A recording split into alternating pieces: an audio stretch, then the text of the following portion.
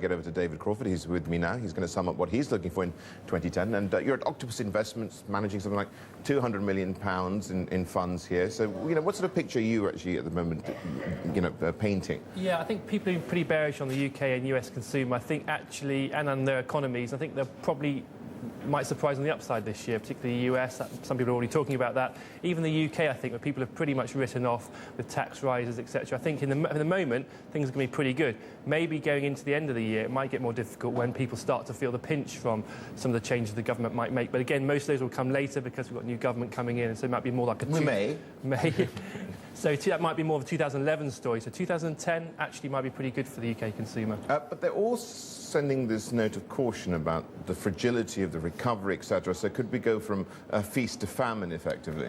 I think we could, although, yeah, and often things shift quite quickly at some point when that confidence sort of shifts away.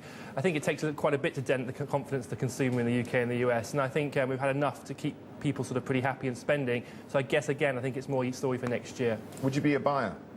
Selectively. I think it's a winners and losers year for most stocks in the sector. You've got winners and losers, and you've got to pick your stocks more carefully than you would have had to last year. So who wins, who loses? Yeah, exactly. Well, in the retailers, I think Tesco's again might surprise a bit more on the upside than it has done before. Sainsbury's this morning seems pretty good as well. Right, let's just quickly have a look at also, well, that's what 7 minutes ago before the trading day. We've also got Cadbury's, as ever, in the mix, looking like board members have been talking to Hershey's, according to various, newspaper reports this morning. Which way is this going to go? It's obviously getting close to the end game. I think what's happened with Buffett and Kraft is quite sensible. In a sense, the Cadbury share price has got actually pretty close to the offer for the Kraft offer, which makes it easier for them to put a higher offer, but not too much higher, because that's got quite interesting.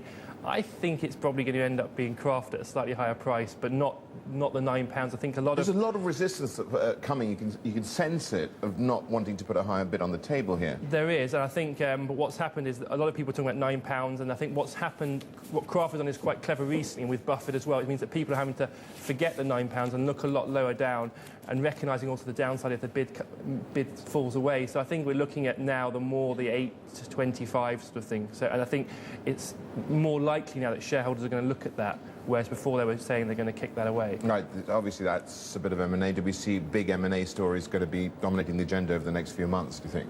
Yeah, I think there will be. I think the investment banks are back up and running. People are now sort of talking and doing things. Balance sheets are being sorted out. Financing's there, but that's probably the trickiest area. The bank's willingness to put the debt in place for these sort of deals. And we've seen that with Kraft already, the limitations they've got and why they're having to look at selling a business to get more cash for the bid. Right.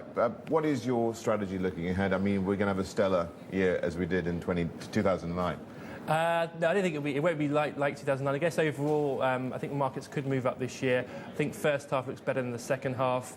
So I expect some progress. Again, a winners and losers sort of year. You've got to pick your stocks, look for where the companies are going to surprise on the upside. The better quality companies will probably do better this year. David, thank you so much for coming in. Thanks.